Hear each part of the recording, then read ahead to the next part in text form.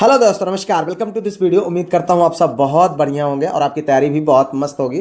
तो साथियों, आप जानते हैं मैं आपके जनरल स्टडीज़ का अध्ययन करा रहा हूँ। तो जनरल स्टडीज़ में 3 दिन जो है आपका टॉपिक और 3 दिन प्रैक्टिस। जी हाँ, तो प्रैक्टिस में आज डे 46 है, यानी 45 प्रैक्टिस सेट ऑलरेडी हम कर चुके हैं। ठीक है, तो अभी आप जानते हैं कि 3-3-6 दिन जब प्रैक्टिस होती है, संडे को आपका टेस्ट ले लिया जाता है। कल संडे था, कल का टेस्ट अभी भी जारी है और टेस्ट में अभी तक जब वीडियो रिकॉर्ड हो रहा है लगभग जो है 20 से ज़्यादा लोग जो है 100% स्कोर कर चुके हैं। ठीक है, निश्चित तौर पर एक बहुत बड़ी उपलब्धि है और बहुत अच्छा संकेत है कि आप किस लेवल का मेहनत कर रहे हैं। और लगभग 20-25 लोग से ज़्यादा जो है मतलब 97%, 95%, 93%, इस तरीके से मतलब एक बड़ी संख्या में आप लोग मेहनत कर रहे हैं। तो इस तरीके से आप जानते हैं कि पर डे शाम को 7 बजे हमारे इसी यूट्यूब चैनल पर आपको वीडियो प्राप्त होती है। और इसमें जो क्वेश्चंस हैं ये उत्तर प्रदेश लोक सेवा आयोग के द्वारा पूछे गए क्वेश्चंस हैं, चुनिंदा क्वेश्चंस हैं, और यही है आपके जीएस को तैयार करने का सबसे बेस्ट तरीका। तो इसमें जो सब्जेक्ट शामिल हैं वो मैथ को छोड़ करके सारे सब्जेक्ट शामिल हैं। ठीक है, तो आप यह भी जानते हैं कि जो मैं पढ़ाता हूँ, जो मैं बोलता हूँ, अगर आप उनको लिखना चाहेंगे तो आपका बहुत समय जाएगा, क्योंकि जो भी क्वेश्चन होते हैं उनके जो अलग अलग ऑप्शन होते हैं, जो और भी रिलेटेड इंपॉर्टेंट फैक्ट होते हैं, उनको भी मैं डिस्कस करता हूँ। तो अगर आप उनको नहीं लिखेंगे तो सब भूल जाएगा, और लिखेंगे तो आपका बहुत ज़्यादा समय जाएगा। इसलिए आप लोगों के कहने पर मैंने एक ग्रुप बनाया है। इस ग्रुप का जो है ये जो है छोटी सी फीस रखी है, उस फीस को दे करके आप उस ग्रुप में जुड़ सकते हैं, जहां पर जो है आपको 3 दिन प्रैक्टिस, 3 दिन टॉपिक वाइज, इसके साथ साथ जो भी पढ़ाया जाता है उसका लिखा हुआ पीडीएफ वहां पर भेज दिया जाता है। ठीक है, तो इस तरीके से आइए वीडियो को शुरू करते हैं। लेते हैं पहला क्वेश्चन। ये भैया देखो, पहला क्वेश्चन है, कौन सा देश चंद्रयान 5, ठीक है, चंद्रयान 5 मिशन में भारत का सहयोगी देश होगा? ये आपके करंट अफेयर का क्वेश्चन है, मार्च 2025 में ये जो है घटना है। आप देखिए यहाँ पर जापान, अमेरिका, रूस और फ्रांस। ठीक है, तो इसमें जो सही विकल्प है वो है आपका ए, यानी जापान। ठीक है, 16 मार्च 2025 को इसरो के अध्यक्ष वी नारायणन ने चंद्रयान 5 मिशन की मंजूरी की घोषणा की है। ठीक है, चंद्रयान 5 मिशन में भारत का सहयोगी देश जापान होंगे। ठीक है, इस मिशन का उद्देश्य चंद्रमा की सतह पर नए क्षेत्रों का अध्ययन और प्रौद्योगिकी साझेदारी को मजबूत करना है। ठीक है, आगे बढ़ते हैं, लेते हैं अगला क्वेश्चन। भैया देखो यहाँ पर हेलियोडोरस के बेस नगर अभिलेख में निम्नलिखित का उल्लेख, यानी किसका उल्लेख है? बात हो रही हेलियोडोरस के बेस नगर अभिलेख में किसका जो है वर्णन किया गया है? तो ये देखिए 4 विकल्प है, शंकरषण एवं वासुदेव, शंकरषण, प्रद्युम्न एवं वासुदेव, केवल वासुदेव, पंचवीर। तो आपको बताना है, चूंकि ये बहुत इंपॉर्टेंट क्वेश्चन है। ठीक है, कई बार पूछा गया है। इसमें जो सही विकल्प है मित्र वो है केवल वासुदेव। ठीक है, तो ध्यान से समझिएगा, यह अभिलेख जो है शुंग शासक भागवद्र के शासनकाल के 14वें वर्ष का है। ठीक है, तक्षशिला के यवन नरेश एंटियाल किट्स का राजदूत हेलियोडोरस विदिशा दरबार में उपस्थित हुआ था। ठीक है, उसने जो है भागवत धर्म ग्रहण किया और वासुदेव यानी कृष्ण भगवान की आराधना हेतु वेत्रवती नदी के तट पर स्तंभ बनवाया था। ठीक है, यह भागवत धर्म का प्रथम अभिलेखीय साक्ष्य माना जाता है। मोरा अभिलेख में कृष्णी वंश के 5 वीरों का उल्लेख मिलता है। तो आगे बढ़ते हैं भैया, अगला क्वेश्चन यहाँ पर देखिए, ये है, निम्न शासकों में से किसे मिहिर कुल द्वारा अपने चरणों की वंदना कराने का श्रेय, मतलब कौन ऐसा शासक था जिसने जो है अपने चरणों की, यानी चरणों की वंदना कराया था? किससे? मिहिर कुल से। कोई शासक थे, आपको अभी पता चलेगा। यहाँ पर आपको बताना है, 4 विकल्प है, स्कंदगुप्त, यशोधर्मन, कुमार गुप्त प्रथम, ईशान वर्मा। ठीक है, तो यहाँ पर जो सही विकल्प है भैया वो है बी। ठीक है, कौन है? यशोधर्मन। ये भैया महापुरुष थे। मिहिर कुल तोरमाड़ के बाद प्रसिद्ध हुण शासक था। कौन सा? ये मिहिर कुल जो है कहाँ का था? ये हुण शासक था और तोरमाड़ के बाद। ठीक है, और 6ठी शताब्दी में मालवा के यशोवर्धन ने मिहिर कुल को जो है परास्त कर दिया। ठीक है, और ये हुणों का आक्रमण उस समय खूब हो रहा था। ठीक है, तो ये इसने यशोवर्धन साहब ने उसको परास्त कर दिया। और मंदसौर अभिलेख में उल्लेख है कि यशोधर्मन ने क्या किया? मिहिर कुल को झुका कर अपने चरणों की पूजा कराई कि ले भैया पूजा करो। ठीक है, यह वर्णन काव्यात्मक और अतिरंजित प्रतीत होता है, क्योंकि मिहिर कुल को पहले ही बालादित्य पराजित कर चुका था। तो इस तरीके से है अब इतिहास है, जिस भी तरीके से हमको हमारे सामने आएगा हमको पढ़ना पड़ेगा, ठीक है। आगे बढ़ते लेते हैं अगला क्वेश्चन। ये है भैया, महाराणा रणजीत सिंह के राज्य की राजधानी थी कहाँ? अमृतसर, पटियाला, लाहौर, कपूरथला। तो ये देखिए इंपॉर्टेंट है, कई बार क्वेश्चन पूछा गया है। तो जो सही विकल्प है वो है लाहौर, ठीक है। तो महाराणा रणजीत सिंह की राजधानी लाहौर थी, ठीक है, राजनीतिक राजधानी, ध्यान समझिएगा, और धार्मिक राजधानी इनकी अमृतसर थी, ठीक है। इनके शासनकाल में पंजाब से लाहौर तक राज्य विस्तृत था। इन्होंने लाहौर में तोपखाना यानी आर्टिलरी वर्कशॉप भी खोला था, जिसमें मुस्लिम तोपची कार्यरत थे, ठीक है। आगे बढ़ते लेते हैं अगला क्वेश्चन। गांधी जी के द्वारा जो है यहाँ पर गाया हुआ, यानी इनके द्वारा सिंगिंग किया हुआ प्रसिद्ध, प्रिय एवं प्रसिद्ध भजन जो वैष्णव जन तो तेने कहिए की रचना किसके द्वारा की गई थी, मतलब कब की गई थी? स्वयं महात्मा गांधी द्वारा, और 16वीं शताब्दी के नरसिंह मेहता द्वारा, और गुजराती कवि आखो द्वारा, गुजराती कवि प्रेमानंद के द्वारा। आपको बताना है, ये है देखो इंपॉर्टेंट है, पूछा गया है क्वेश्चन, इसलिए इसको शामिल किया गया है। तो यहाँ पर जो सही विकल्प है भैया वो है यहाँ 16वीं शताब्दी के नरसिंह मेहता द्वारा, ठीक है। तो ये बात ध्यान से समझिएगा, वैष्णव जन तो तेने कहिए, ये जो है रचना की गई थी 16वीं शताब्दी के दौरान नरसिंह मेहता के द्वारा, ठीक है। और गाया किसने, मतलब किसके द्वारा प्रसिद्ध किया गया? गांधी जी के द्वारा। आगे बढ़ते हैं अगले क्वेश्चन की ओर। किस अधिनियम के द्वारा ब्रिटिश सरकार ने ईस्ट इंडिया कंपनी का चाय व चीन के साथ व्यापार का एकाधिकार समाप्त किया? ध्यान समझिएगा, regulating act 1773, Pitt's India act 1784, charter 1813 और चार्टर एक्ट 1833। तो आपको बताना है सही विकल्प क्या है। तो वैसे यहाँ पर जो सही विकल्प है मित्र वो है आपका डी, यानी चार्टर एक्ट 1833 में। हालांकि कहीं पर आपको कंफ्यूज करने के लिए ये 1813 भी दिख सकता है, लेकिन कंफ्यूज होने की ज़रूरत नहीं है। 1833 के चार्टर एक्ट द्वारा ईस्ट इंडिया कंपनी का चाय व चीन व्यापार एकाधिकार समाप्त हुआ था। इसके बाद कंपनी केवल राजनीतिक और प्रशासनिक कार्यों तक सीमित रह गई। भारत को ब्रिटेन की अन्य कंपनियों के लिए व्यापार हेतु खोल दिया गया था। आगे बढ़ते लेते हैं अगला क्वेश्चन। विश्व प्रसिद्ध पुस्तक इंडिया वर्ल्ड सिविलाइजेशन के लेखक हैं कौन? A.S. Naipaul, B.S. Naipaul, R.S. Naipaul, K.S. Naipaul. तो नायपॉल तो हर जगह मिल गए। अब आप इसको, इसका मतलब है कि क्वेश्चन ऐसे भी बन जाएंगे भैया, अगर आप सोचे कि नायपॉल याद करेंगे तो फिर फंस जाएंगे। इसलिए यहाँ पर देखिए जो सही विकल्प है वो है V.S. नायपॉल साहब, ठीक है। तो ये जो है इंडिया वर्ल्ड सिविलाइजेशन के नाम से अगर ये जो क्वेश्चन प्रकाशित की गई थी वो किसके द्वारा की गई थी? V.S. नायपॉल साहब के द्वारा, ठीक है। यह एक बहुत प्रसिद्ध पुस्तक रही। इसमें जो है भारतीय सभ्यता के औपनिवेशिक प्रभाव और सांस्कृतिक संघर्षों का विश्लेषण किया गया है इस तरीके से। आगे बढ़ते मित्र अगले क्वेश्चन की ओर। ये देखो, सर्कुलर ए आज़ादी नामक परिपत्र में किसका नाम जुड़ा है? मतलब सर्कुलर ए आज़ादी नामक पत्रिका से किसका नाम जुड़ा हुआ है? G.D. कुमार, रामनाथपुरी, तरुणनाथ, लाला हरदयाल। तो बताना है, ये देखो पूछा गया है क्वेश्चन।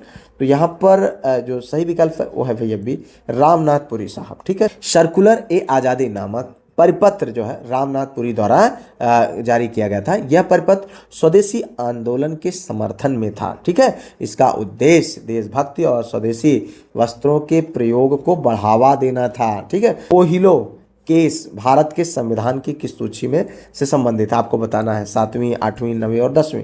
देखो यार, ये क्वेश्चंस बहुत बहुत इंपॉर्टेंट है और बहुत मेहनत से तैयार किए जा रहे हैं, इसलिए आप जो है वीडियोज को लाइक, शेयर, सब्सक्राइब, हाइप ये सब रेगुलर बेस पर किया करें मित्र, ठीक है। तो यहाँ पर देखिए जो सही विकल्प है वो है 9वीं, ठीक है। यहाँ पर ये विकल्प आपका सही है।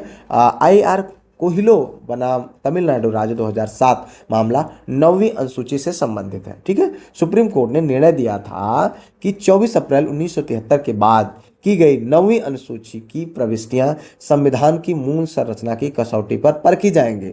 यह यदि कोई कानून मौलिक अधिकारों का उल्लंघन करता है तो वह असंवैधानिक घोषित किया जा सकता है, ठीक है। तो यहाँ पर आगे बढ़ते हैं अगले क्वेश्चन की ओर। देखो यहाँ पर भारत में सामाजिक असमानता है, यह निम्न में से किससे सिद्ध होता है? असाक्षरता से, बेरोजगारी से, गरीब और अमीर में अंतर से, अस्पृश्यता के चलन से। देखो यहाँ पर ये विकल्प जो यहाँ पर दिया गया है वो है अस्पृश्यता के चलन से। तो ये सही विकल्प है। कहीं कहीं पर अभी आप गूगल सर्च करेंगे या कहीं और भी आपको कई जगहों पर आपको आंसर मिल सकता है गरीब और अमीर में अंतर, लेकिन आयोग इस क्वेश्चन को पूछ चुका है और इसका आंसर यही माना है। तो इसलिए आप कभी इस तरीके के क्वेश्चन आए तो अस्पृश्यता के चलन को ही आप पहले तवज्जो दें, क्योंकि अमीर और गरीब तो आदमी बाद में होगा, ये तो एक अलग विषय है, लेकिन जो अस्पृश्यता है वह एक बहुत बड़ा विजन है, ठीक है, बहुत बड़ा जो है देश है देश के लिए। भारत में सामाजिक असमानता के प्रमुख कारण है जैसे अस्पृश्यता और जातिगत विभाजन, ठीक है, सामाजिक भेदभाव, क्या है, सामाजिक भेदभाव, मजदूरी और पैसे का असमान वितरण, ठीक है, सामाजिक गुलामी और जाति आधारित वर्जनाएं, ठीक है। आगे बढ़ते लेते हैं अगला क्वेश्चन भैया। संविधान असाधारण परिस्थितियों में राष्ट्रपति को राज्यपाल के कृत्यों के निर्वहन हेतु उपबंध कर सकता है। आपको बताना है इसकी व्याख्या किस अनुच्छेद में किया गया है। अनुच्छेद 160 में, 62 में, 65 में, 310 में। तो जो सही विकल्प है मित्र वो है ए, यानी अनुच्छेद 160 में असाधारण परिस्थितियों में राज्यपाल के कृत्यों के निर्वहन का प्रावधान अनुच्छेद 160 में किया गया है, ठीक है। अगर बात करें 162 में तो राज्य की कार्यपालिका शक्ति का विस्तार बताया गया, और अनुच्छेद 165 की बात करें तो ये राज्य का महाधिवक्ता के बारे में इसमें चर्चा की गई है, और 310 में क्या है, संघ एवं राज्य की सेवा करने वाले व्यक्तियों की जो पदावधि है उसके बारे में, ठीक है। इस तरीके से आगे बढ़िए। अगला क्वेश्चन ये देखो भैया, सर्वोच्च न्यायालय का न्यायाधीश अपना पद त्याग सकता है पत्र लिखकर, किसको, मुख्य न्यायाधीश को, राष्ट्रपति को, प्रधानमंत्री को, विधि मंत्री को। तो यहाँ पर आपको बताना है सही विकल्प क्या है। तो सही विकल्प है मित्र बी, यानी राष्ट्रपति को। सर्वोच्च न्यायालय का जो न्यायाधीश होता है वो अपना त्यागपत्र राष्ट्रपति को सौंपता है। यह प्रक्रिया संविधान के मतलब जो है ये न्यायाधीश से संबंधित जो प्रक्रिया है संविधान के अनुच्छेद 124(2) में वर्णन किया गया है, लेकिन जो त्यागपत्र की बात है वो 124(2) का में वर्णित किया गया है, ठीक है। तो न्यायाधीश का पद त्याग तत्काल प्रभाव से प्रभावी हो जाता है जब राष्ट्रपति इस पत्र को यानी त्याग पत्र को स्वीकार कर लेता है। आगे बढ़िए भैया। अगला क्वेश्चन ये देखो, सिक्किम में रंगपो प्रसिद्ध है। रंगपो एक जगह का नाम है। आपको बताना है किसके लिए प्रसिद्ध है, बॉक्साइट के लिए, तांबा के लिए, अभ्रक के लिए, लौह अयस्क के लिए। आपको बताना है सही विकल्प क्या है। सही विकल्प देखो यहाँ पर आयोग ने पूछा है क्वेश्चन ये, तो ये तांबा के लिए प्रसिद्ध है। अभी आपको कहीं अभ्रक भी देखने को मिल सकता है, लेकिन विकल्प आपका सही क्या है, तांबा के लिए, ठीक है। तो चूंकि क्वेश्चंस को मैं बहुत बार और अलग अलग तरीके से वेरीफाई करके तब आप लोगों के सामने रखता हूं, जिससे कि आपको कभी भी किसी भी चीज़ को लेकर डाउट ना रहे, ठीक है। ह्यूमन एरर है, कभी हो सकता है, वो अलग विषय है, लेकिन आप ये समझ लीजिए कि अपने स्तर से मैं पूरा प्रयास करता हूं कि कभी भी आपको एक भी क्वेश्चन में मैं संतुष्ट हो जाता हूं, उसके बाद ही आप लोगों को देता हूं, ठीक है। तो आगे बढ़ते लेते हैं अगला क्वेश्चन भैया। भारत में सर्वाधिक अभ्रक उत्पादक राज्य है। देखो यहाँ पर ये क्वेश्चन पूछा गया 6 में, 1 में, 3 में, ठीक है। तो यहाँ पर जो सही विकल्प है आपको बताना झारखंड, कर्नाटक, राजस्थान और मध्य प्रदेश। तो विकल्प चूंकि उस समय जो था वो राजस्थान था, और राजस्थान को आयोग ने सही माना था। अब चूंकि 2003, 2001, 2006 के दौरान ये क्वेश्चन पूछा गया। अब अगर बात आती है तो इंडियन मिनरल ईयर बुक 2024-25 के अनुसार जो सही विकल्प होगा वो होगा क्या, आंध्र प्रदेश। यानी अब देखो यहाँ पर, ठीक है, ये देखो आंध्र प्रदेश, और अभ्रक का सर्वाधिक उत्पादक राज्य कौन बन गया है, आंध्र प्रदेश, और राजस्थान दूसरे नंबर पर आ गया अभी जो यहाँ पर पहले दिख रहा है, ठीक है। तो अब अगर कोई क्वेश्चन इस तरीके से आता है तो आपको आंध्र प्रदेश लगाना है। विश्व में चीन पहला और मेडागास्कर दूसरा अभ्रक उत्पादक देश है। भारत अभ्रक उत्पादक में लंबे समय तक अग्रणी देश रहा है, ठीक है। इस तरीके से आगे बढ़ते हैं। अगला क्वेश्चन यहाँ पर, भारत में निम्नलिखित बंदरगाहों में कौन सा एक खुला सागरी बंदरगाह है। हल्दिया, मुंबई, चेन्नई, विशाखापत्तनम। तो सही विकल्प आपको बताना है। सही विकल्प है मित्र सी, चेन्नई, ठीक है। तो खुला बंदरगाह वह होता है जहां पोत तट से दूर खुले सागर में लंगर डालते हैं, ठीक है। क्या होता है, जहां पोत जो है तट से दूर खुले सागर में लंगर डालते हैं उसको क्या बोला जाता है, खुला बंदरगाह बोला जाता है। अब चूंकि चेन्नई बंदरगाह भारत का प्रमुख खुला सागरी बंदरगाह है, ठीक है। अगर बात की जाए विशाखापट्टनम देश का सबसे गहरा बंदरगाह माना जाता है, ठीक है। आगे बढ़ते लेते हैं अगला क्वेश्चन। ग्लोब पर दी गई किस रेखा को अंतरराष्ट्रीय तिथि रेखा कहते हैं। जीरो देशांतर रेखा, कर्क रेखा, 180 पूर्वी देशांतर रेखा, 180 देशांतर रेखा। आपको बताना है सही विकल्प क्या है। तो सही विकल्प है भैया ये 180 देशांतर रेखा को क्या बोला जाता है, ग्लोब पर 180 देशांतर रेखा को अंतरराष्ट्रीय तिथि रेखा कहा जाता है। यह रेखा उत्तर से दक्षिण की ओर खींची गई काल्पनिक रेखा है, ठीक है। इस रेखा से पश्चिम की ओर यात्रा करने पर एक दिन जोड़ा जाता है और इस रेखा से पूर्व की ओर यात्रा करने पर एक दिन घटाया जाता है, ठीक भैया। आगे बढ़ते हैं, अगला क्वेश्चन देखिए मित्र, आप लोग बिल्कुल भी घबराए नहीं। अगर पीडीएफ ग्रुप ज्वाइन ना किए हो तो कर लें। रेगुलर बेसिस पर आप पीडीएफ से वीडियो को मतलब देखने के बाद रिवीजन करें, अब बढ़िया प्रैक्टिस करें। संडे को टेस्ट हो रहा है, झमाझम तैयारी करिए। जीएस की चिंता छोड़ दीजिए। निम्नलिखित में से कौन सा शहर दजला यानी टाइग्रिस नदी के किनारे पर स्थित नहीं है।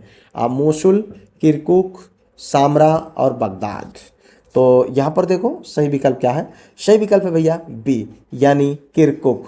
देखिएगा किरकुक शहर जो है दजला यानी टिग्रिस नदी के किनारे पर स्थित नहीं है। मोसुल, सामरा और बगदाद ये जो है तीनों क्या है, ये जो है दजला नदी जो टाइग्रिस नदी के नाम से जाना जाता है उसके जो है किनारे पर ये अवस्थित है, ठीक है। आगे बढ़ते हैं अगले क्वेश्चन की ओर। ये भैया देखो अधोलिखित में से कौन शीत महासागर धारा नहीं है। कनारी, हम्बोल्ट, आयोशियो, अगुलहास। तो यहाँ पर जो सही विकल्प है भैया वो है डी अगुलहास। कनारी, हम्बोल्ट और आयोशियो तीनों जो है ठंडी महासागरीय धाराएं हैं और अगुलहास धारा हिंद महासागर की गर्म और स्थायी धारा है, ठीक है। तो यह अफ्रीका के पूर्वी तट के समीप बहती है। बात क्या हो रहा था, शीत महासागर धारा नहीं है। तो ये अगुलहास क्या है, ये गर्म जलधारा है जो कहाँ बहती है, हिंद महासागर की में अस्थायी तौर पर बहती है और ये जो है गर्म जलधारा है, ठीक है। और ये बाकी तीनों क्या है, तीनों ये ठंडी है, कनारी, हम्बोल्ट, आयोशियो। आगे बढ़ते हैं, लेते हैं अगला क्वेश्चन। देखो यहाँ पर डाइक्लोरो, डाइफिनाइल और ट्राइक्लोरोइथेन डीडीटी एक है क्या है, आपको बताना है। तो यहाँ पर देखो चार विकल्प है, जैव रासायनिक प्रदूषक और अजैव अपघटनीय प्रदूषक, जैव अपघटनीय प्रदूषक, गैर प्रदूषणकारी पदार्थ, ठीक है। तो इसमें जो सही विकल्प है मित्र वो आपको बताना है। सही विकल्प है आपका बी अजैव अपघटनीय प्रदूषक, ठीक है, यानी नॉन बायोडिग्रेडेबल पोल्यूटेंट है। कौन, डीडीटी, यह जो है, ठीक है। तो यहाँ पर थोड़ा सा समझिएगा मित्र, इसका अपघटन प्राकृतिक रीति से नहीं हो पाता है। विश्व में डीडीटी का उत्पादन केवल HIL मतलब इंडिया लिमिटेड द्वारा किया जाता है। इस श्रेणी के अन्य प्रदूषक जैसे पारा, सीसा आदि हैं, ठीक है। आगे बढ़ते हैं भैया, अगला क्वेश्चन देखो यहाँ पर, ओरल सबम्यूकोस फाइब्रोसिस बीमारी का कारण क्या है। मदिरापान, तंबाकू, धूम्रपान, तंबाकू युक्त गुटखा, लाल मांस का सेवन। तो आपको बताना है सही विकल्प क्या है। सही विकल्प है भैया सी तंबाकू युक्त गुटखा। यह रोग तंबाकू युक्त गुटखा के अत्यधिक सेवन से होता है। रोग में मुख की आंतरिक मांसपेशियां कठोर हो जाती है और मुख खुलने में कठिनाई होती है। यह रोग मुख के कैंसर की पूर्वावस्था भी हो सकता है। तो यहाँ पर सही विकल्प क्या है, सी। आगे बढ़िए भैया, अगला क्वेश्चन ये देखो यहाँ पर, निम्नलिखित युक्तियों में से किसको मोटर गाड़ियों के इंजन को ठंडा करने के लिए प्रयोग किया जाता है। आपको बताना है, पॉलीग्राम, टरबाइन, रेडिएटर और पॉइंट। तो सही विकल्प तो भैया है, आप सब जानते हैं, रेडिएटर, ठीक है। तो रेडिएटर मोटर गाड़ियों के इंजन को ठंडा करने के लिए प्रयुक्त किया जाता है। यह उष्मा संवहन यानी कन्वेक्शन के सिद्धांत पर कार्य करता है। इंजन से निकली गर्मी पानी के माध्यम से रेडिएटर तक पहुंचती है। अत्यधिक गर्म होने पर यह तंत्र विकिरण द्वारा उष्मा बाहर निकालता है। आगे बढ़ते लेते हैं अगला क्वेश्चन। CFL का पूर्ण रूप है क्या, कॉम्पैक्ट फ्लोरिसेंट लैंप और centrally fixed lamp, chemical fluorescent lamp और कंडेंस्ड फ्लोरिसेंट लैंप। तो आपको बताना है सही विकल्प क्या है। तो यहाँ पर मित्र सही विकल्प है आपका कॉम्पैक्ट फ्लोरिसेंट लैंप, ठीक है, ये आपका विकल्प सही है। अब CFL का जो है यही फुल फॉर्म है और यह जो है यह एक प्रतिदीप्त लैंप है जो विद्युत ऊर्जा की बचत करता है, सामान्य बल्बों की तुलना में कम ऊर्जा खपत करके अधिक प्रकाश देता है। आगे बढ़ते भैया अगला क्वेश्चन देखो यहाँ पर सूची 1 सूची 2 से सुमेलित कीजिए। देखिए मित्र क्वेश्चंस बहुत बहुत इंपॉर्टेंट है और कोई जरूरी नहीं जैसा क्वेश्चन आपके स्क्रीन पर दिख रहा है ऐसे ही आ जाए, आप मिलता जुलता क्वेश्चन आएगा जो आपको मतलब डिस्क्रिप्टिव क्वेश्चन के रूप में हम आप बता देते हैं, एक्स्ट्रा फैक्ट के रूप में वो भी क्वेश्चन आ सकता है। तो इसलिए अगर आप अभी तक पीडीएफ ग्रुप ज्वाइन ना किए हो तो उसको कर लीजिए, ठीक है, और नियमित तौर पर आप पढ़ाई करिए। यहाँ देखो सूची 1 है, ये है सूची 2। तो सूची 1 क्या है, मिश्र धातु है और ये घटक धातु है, ठीक है। तो यहाँ पर स्टेनलेस स्टील, कॉपर, ये इस तरीके से दिया गया है और इसका कूट दिया गया है ये इस तरीके से। तो इसमें जो सही है आपको बताना है, जितने भी क्वेश्चन आपके सही हुआ करें उनको आप जरूर बता दिया करें। यहाँ पर देखिए 3 4 2 1, देखो यहाँ पर 3 4 फिर उसके बाद क्या है 2 है, 2 फिर उसके बाद 1, ये आपका सही विकल्प है। अब देखिए यहाँ पर स्टेनलेस स्टील की अगर हम बात करें तो ये chromium plus nickel plus iron से जो है बनता है, ठीक है। और अगर बात करें जर्मन सिल्वर की तो ये कॉपर, जर्मन सिल्वर ये देखो कॉपर जिंक तथा निकल से बनता है, ठीक है। कासा की तो ये कॉपर प्लस टिन से बनता है, यहाँ पे थोड़ा सा मिस स्पेल्ड हो गया, ध्यान दीजिएगा, कॉपर तथा टिन से बनता है, ठीक है। अगर बात की जाए पीतल की तो ये कॉपर तथा जिंक से बनता है। आगे बढ़ते लेते हैं अगला क्वेश्चन, निम्नलिखित में से किसकी पूर्ण अनुपस्थिति से अवणता अभिलक्षित होती है, मेलानिन, एल्ब्यूमिन, कोलेस्ट्रॉल और बिलीरुबिन। तो आपको बताना है सही विकल्प क्या है मित्र। तो सही विकल्प है आपका यहाँ पर ए यानी मेलानिन, ठीक है। तो मेलानिन की उपस्थिति से, पूर्ण अनुपस्थिति से अवणता अभिलक्षित होती है, ठीक है। तो मेलानिन एक प्राकृतिक रंजक है, पिगमेंट है जो बाल, त्वचा व आँखों को रंग देता है। इसका सामान्य रूप यूमेलैनिन मनुष्यों में सर्वाधिक पाया जाता है। किसमें? इसका सामान्य रूप यूमेलानिन मनुष्यों में सर्वाधिक पाया जाता है। आगे बढ़ते हैं भैया अगला क्वेश्चन, माल के आयात और निर्यात पर लगने वाले कर को क्या कहते हैं? आयकर, सीमा शुल्क, व्यापार कर, उत्पाद शुल्क। तो सही विकल्प है भैया आपका बी, सीमा शुल्क।